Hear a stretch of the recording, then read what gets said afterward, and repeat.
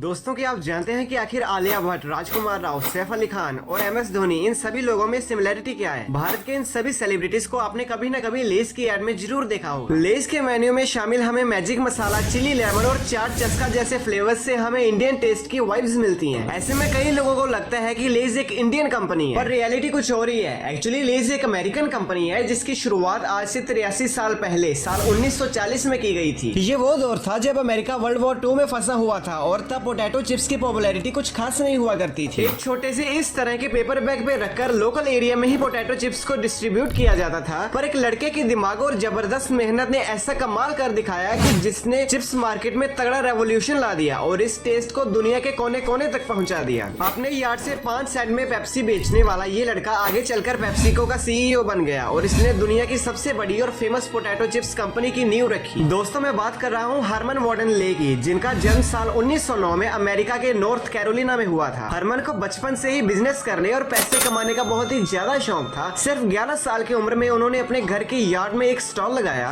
और 5 सेंट्स में पेप्सी बेचना शुरू कर दिया। हरमन को इस बिजनेस में काफी सक्सेस मिली और उन्होंने इसमें अपने दोस्तों को भी शामिल कर लिया। उन्होंने अपने स्टॉल की रिस्पॉन्सिबिलिटी अपने दोस्तों पर डालकर न्यूज़पेपर डिस्ट्रीब्यूशन का काम शुरू कर दिया और इतनी छोटी सी उम्र में उन्होंने अपने लिए अर्निंग के 2 सोर्सेस तैयार कर लिए। अब हरमन के अंदर सेल्स के प्रति जबरदस्त इंटरेस्ट जाग चुका था और उन्होंने सेम फील्ड में अपना करियर बनाने के लिए सिर्फ 2 साल के बाद कॉलेज से ड्रॉप आउट ले लिया। इसके बाद उन्होंने सेल्समैन के रूप में सनशाइन बिस्किट नाम की एक कंपनी को ज्वाइन किया, जो उस वक्त अमेरिका की सबसे बड़ी कुकीज बनाने वाली कंपनी हुआ करती थी। और इस कंपनी और हरमन का साथ ज्यादा समय तक नहीं चल सका और साल 1929 में आई ग्रेट डिप्रेशन के दौरान उन्हें जॉब से निकाल दिया गया। 20 साल के हरमन ले के पास अब कोई भी जॉब नहीं बची थी और अपनी फाइनेंशियल कंडीशन को स्टेबल रखने के लिए वो अब कोई भी जॉब करने को तैयार थे। हरमन लगभग 200 से भी ज्यादा कंपनीज में अप्लाई करते हैं लेकिन उन्हें कोई भी जॉब नहीं मिलती। बहुत ही ज्यादा हाथ पांव मारने के बाद हरमन को एक बैरेट फूड नाम की एक कंपनी से जॉब ऑफर आता है, पर वो एक ट्रक ड्राइवर की वैकेंसी थी। ये काम हरमन के स्किल्स के बिल्कुल ही ऑपोजिट था, लेकिन वो कहते हैं कि किस्मत आपको आपके असली मंजिल तक पहुंचा ही देती है। जब हरमन ले ट्रक ड्राइवर की जॉब को लेने पहुंचते हैं तो पता चलता है कि ये जॉब पहले ही किसी को दी जा चुकी है। लेकिन जब बैरेट फूड के ओनर हरमन को निराश होकर लौटता देखते हैं तो वो उन्हें सेल्समैन की जॉब को ऑफर कर देते हैं और हरमन भी इस ऑफर को खुशी खुशी एक्सेप्ट कर लेते हैं और अगले ही दिन से काम पर जुट गए। दोस्तों उस वक्त अमेरिका में पोटैटो चिप्स कुछ खास फेमस नहीं हुआ करते थे, पर हरमन ने अपनी जबरदस्त मेहनत और लगन के चलते इस शहर के कोने कोने में चिप्स को पॉपुलर कर दिया। हरमन ने दिन रात लगाकर पोटैटो चिप्स को सेल किया और बैरेट फूड के सबसे अच्छे सेल्समैन बन गए। करीब 2 साल तक एज ए सेल्समैन काम करने के बाद हरमन ने बैरेट फूड के अंडर ही एक डिस्ट्रीब्यूशन कंपनी बनाई जिसका नाम था हरमन मॉडर्न ले डिस्ट्रीब्यूशन कंपनी। अगले 5 सालों में इन्होंने अपनी डिस्ट्रीब्यूशन कंपनी को इतना बड़ा कर लिया कि इन्होंने बैरेट फूड की पोटैटो चिप्स को अपने शहर एटलांटा के साथ अपने पूरे स्टेट और अपने पड़ोसी स्टेट में भी सप्लाई करना शुरू कर दिया। 1937 तक उनकी इस डिस्ट्रीब्यूशन कंपनी में 25 एम्प्लॉइज काम कर रहे थे, लेकिन हरमन के करियर का असली टर्निंग पॉइंट साल 1938 में आता है, क्योंकि इसी साल बैरेट फूड के ओनर की डेथ हो जाती है और ये कंपनी बेसहारा पड़ जाती है। ऐसे में हरमन ले जो अब तक इस कंपनी का अहम रोल निभा रहे थे, बैरेट के ओनर की फैमिली उन्हें $60,000 के बदले में उन्हें पूरी कंपनी देने की पेशकश करती है। हरमन को बहुत ही कम कीमत पर ये पूरी कंपनी मिल रही थी, पर अनफॉर्चुनेटली उनके लिए ये कीमत भी बहुत ही ज्यादा थी। लेकिन उनकी लाइफ टाइम सेविंग्स कुछ $5,000 की थी और $60,000 की कंपनी को खरीदना वो सपने में भी नहीं सोच सकते थे। हालांकि हरमन ले इस लाइफ चेंजिंग अपॉर्चुनिटी को खोना भी नहीं चाहते थे और इसे हासिल करने के लिए वो अपनी जिंदगी का सबसे बड़ा रिस्क लेते हैं। हरमन ले बैंक से $30,000 का लोन लेते हैं और बाकी के बचे $30,000 के बदले में फैमिली को कंपनी के शेयर्स देने की बात पर एग्री कर लेते हैं। अब बैरेट फूड के ओनरशिप हरमन ले के पास आ जाती है और ऐसे में साल 1940 में शुरुआत होती है HW लेस की, जिसे आज हम लेस के नाम से जानते हैं, जो आज दुनिया की सबसे बड़ी पोटैटो चिप्स कंपनी है। अब दोस्तों बैरेट की ओनरशिप मिल जाने के बाद हरमन का अगला टारगेट अपने पोटैटो चिप्स को अमेरिका के कोने कोने तक पहुंचाना था, पर जैसा कि मैंने आपको वीडियो की शुरुआत में ही बताया था कि ये काम इतना भी आसान नहीं था। इनफैक्ट ये इतनी बड़ी दिक्कत थी कि जिसका सॉल्यूशन उस समय किसी भी कंपनी के पास नहीं था। दरअसल उस वक्त पोटैटो चिप्स को पेपर बैग्स में डिस्ट्रीब्यूट किया जाता था, जो कि चिप्स के तेल के कारण गीले हो जाते थे और 1 से 2 दिनों के अंदर ही ये चिप्स सड़ जाते थे। पर हरमन ने इसका एक ऐसा सॉल्यूशन खोजा जिसने चिप्स इंडस्ट्री में रेवोल्यूशन ला दिया। हरमन ने अपनी चिप्स की पैकेजिंग के लिए ग्लासीन का यूज करना स्टार्ट किया और इसका असर ये हुआ कि अगले 1 साल के अंदर ही लेस अमेरिका के 10 से भी ज्यादा स्टेट्स तक पहुंचने लगा। दोस्तों ग्लाइसिन एक तरह का एक ऐसा ग्लोसी ट्रांसलूसेंट पेपर होता है जिस पर वाटर, एयर या ऑयल का कोई भी असर नहीं होता। पर आगे का रास्ता इतना भी आसान नहीं था। हरमन की जिंदगी उस समय एक नया मोड़ लेती है जब 7 दिसंबर 1941 को जापान पेर्ल हार्बर पर हमला करता है और अमेरिका वर्ल्ड वॉर 2 में कूद जाता है। वॉर को देखते हुए और रिसोर्सेज की बचत करने के लिए अमेरिकन गवर्नमेंट 300 से भी ज्यादा प्रोडक्ट्स को गैर जरूरी बताते हुए उनके प्रोडक्शन पर रोक लगा देती है। अनफॉर्चुनेटली पोटैटो चिप्स भी इसी गवर्नमेंट लिस्ट में शामिल थी और हरमन का तो मानो जैसे एक झटके में ही सब कुछ खत्म हो चुका था, पर वो हार नहीं मानते और अमेरिकन गवर्नमेंट पर अपना फैसला बदलने का दबाव डालते हैं। हरमन का मानना था कि वॉर के बीच बॉम्ब्स और ब्लैकआउट का खतरा सबसे ज्यादा होता है और पोटैटो चिप्स एक ऐसा आइटम है जिसे अमेरिका के लोग ब्लैकआउट के समय भी इसका यूज कर सकते हैं। और बाद में कई महीनों की मेहनत के बाद हरमन अपनी बात मनवाने पर कामयाब हो जाते हैं और अमेरिकन गवर्नमेंट पोटैटो चिप्स के प्रोडक्शन को हरी झंडी दिखा देती है। और हरमन ने अपनी जिद से न सिर्फ पोटैटो चिप्स इंडस्ट्री को डूबने से बचाया बल्कि 1945 में जब युद्ध खत्म हुआ तब तक लेज अमेरिका की दूसरी सबसे बड़ी फूड कंपनी बन चुकी थी। अब लेज के सामने एक ही चुनौती बची हुई थी जो कि चार्ल्स एल्मर डुलिन की कंपनी फ्रिटोस थी, लेकिन हरमन ने फ्रिटोस से कंपटीशन करने के बजाय उनसे जॉइंट वेंचर कर लिया। दोनों कंपनीज ने सेम शॉप पर दोनों के प्रोडक्ट सेल करने और एक दूसरे के प्रोडक्ट्स की मैन्युफैक्चरिंग में कोऑपरेट करने की डील कर ली, लेकिन कोऑपरेशन के बावजूद भी दोनों कंपनीज का एम तो एक दूसरे को पीछे करना था। ये वो दौर था जब अमेरिकन इकोनॉमी बहुत ही तेजी से ग्रो कर रही थी और मिडिल क्लास लोगों के पास खर्च करने को सफिशिएंट अमाउंट थी। लेज इस अपॉर्चुनिटी का फायदा उठाती है और मार्केट में और अलग अलग फ्लेवर के पोटैटो चिप्स सेल करने लगती है। ज्यादा प्रोडक्ट्स के कारण लेज की सेल्स भी इंक्रीज होती है और इसका मार्केट डोमिनेंस भी काफी ज्यादा स्ट्रॉन्ग हो जाता है। लेकिन अब सेल्स तो फ्रिटोस की भी बढ़ ही रही थी, पर इसी दौरान फ्रिटोस को एक जबरदस्त झटका लगता है और